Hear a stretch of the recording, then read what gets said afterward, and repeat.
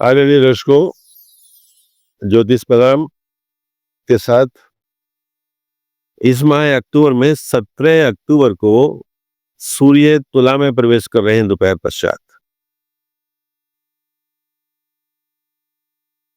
तुला का अर्थ है कि चित्रा नक्षत्र का तीसरा चरण तुला में आता है, चित्रा नक्षत्र का दूसरा चरण कन्या राशि में आता है। अर्थात चित्रा चरण के बराबर बराबर 2 डिवीजन में इक्वल डिवीजन है। यहाँ पे आधा पार्ट कन्या में है और आधा इसका तुला में है। ये दोनों राशियों का 2 बारे का संबंध यहाँ से स्टार्ट होता है।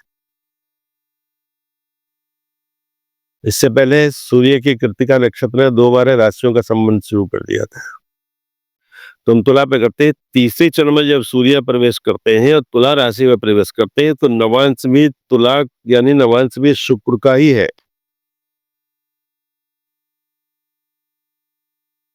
ये देखिए, अब शुक्र के नवांश में शुक्र की राशि में सूर्य प्रवेश कर रहे हैं। तुला राशि इतनी अच्छी है कि आपको दीप उत्सव, दीपावली जैसे पर्व देती है, भैया दूज जैसे पर्व देती है, अन्नकूट देती है, गोवर्धन दे देती है, करवा चौथ देती है, कोई अष्टमी देती है और गंगा स्नान तक इसमें आता है।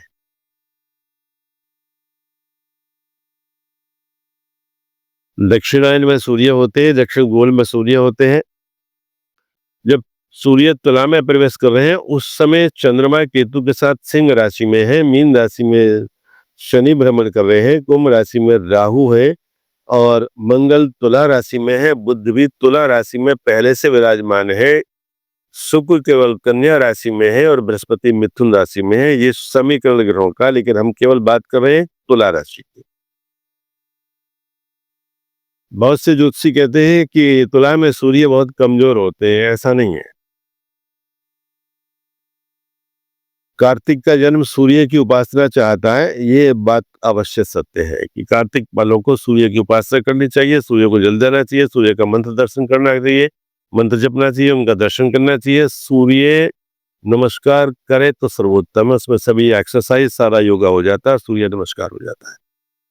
मेष राशि के देखते हैं तो मेष राशि से सूर्य सप्तम भाव में, यानी उनका व्यापार, उनका जीवन शांतमय रहेगा, गृहस्थाश्रम ठीक ठाक चलेगा, नए उनके व्यापार के सूत्र खुल सकते हैं और आमदनियां बढ़ सकते हैं। वृष राशि के लिए चूंकि ये छठे चले जाते हैं, इसलिए शत्रुओं पे आप भारी रहेंगे, गुप्त शत्रु आपके स्तर उठाएंगे लेकिन दबे रहेंगे, बोलेंगे नहीं।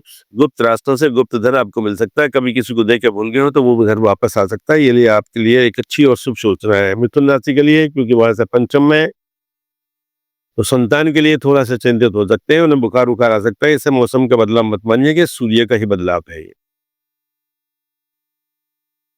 और बाकी आपका सब चीज ठीक रहेगा, भाग्य साथ देगा। पंचम भाव से अगर आप व्यापारी हैं तो आपका धन अच्छा आएगा, व्यापार आपका अच्छा चलेगा। कर्क राशि से आप चतुर्थ में सुख भाव में जाते हैं, सुख थोड़ा सा कम हो सकता है। कोई पुराना वाहन आप बेच करके नया खरीद सकते हैं या नई यात्रा पे जा सकते हैं जो व्यापार को लेकर लघु होगी, छोटी सी।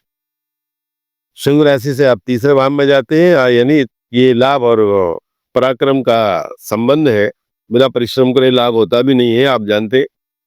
तो वहां से आप तीसरे में जाते हैं और वहां से आप बहुत सही है और आपका भाइयों में प्रेम रहेगा। भाई थोड़े से कभी कभी अलगाववाद की बात करेंगे तो वो अलग हो सकते हैं, कई पेरेंटल प्रॉपर्टीज को लेकर डिवीजन हो सकता है, उसकी कोई आपत्ति नहीं है, वो कर दीजिएगा शांति के साथ में। लेकिन आपके लिए बहुत शुभ सूचना है, बहुत अच्छा माह ये जाएगा आपको। सूर्य बहुत अच्छे सूर्य में आपको कहना चाहिए। आप कर्क राशि से कन्या राशि से सूर्य दूसरे भाव में गए हैं।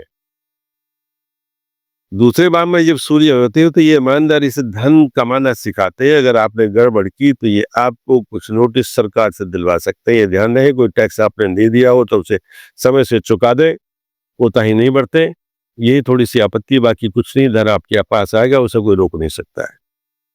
तुला राशि के लिए मैं ये कहूंगा कि क्रूर ग्रह जिस राशि में बैठते हैं उसका भी फल देते हैं और जहां पर उनकी दृष्टि जाती है उसका भी फल देते हैं। तो तुला राशि वालों के लिए व्यापार खूब फले फूलेगा, घर में सुख शांति रहेगी, उनका शरीर ठीक रहेगा, निरोगी रहेगा, कोई आपत्ति नहीं है, कोई बंदिश नहीं, किसी भी तरह का कोई दुराव या बाधा आपके जीवन में नहीं है। वृश्चिक राशि के लिए 12वीं है, तो 12वीं में थोड़ा सा ये कि नेत्रों को संभाल कर रखिएगा, नेत्र ज्योति में कहीं गड़बड़ हो सकती है। मोतियाबिंद अगर आया हो तो उसका ऑपरेशन करा लेना है, कोई आपत्ति नहीं है। आंख में चोट न लगे इस बात का ध्यान रखें। बिना चश्मा पहने आप तेज धूप में, बारिश में या कोहरे में नहीं निकलेंगे, या धूप उसमें बर्फ में मत जाइएगा।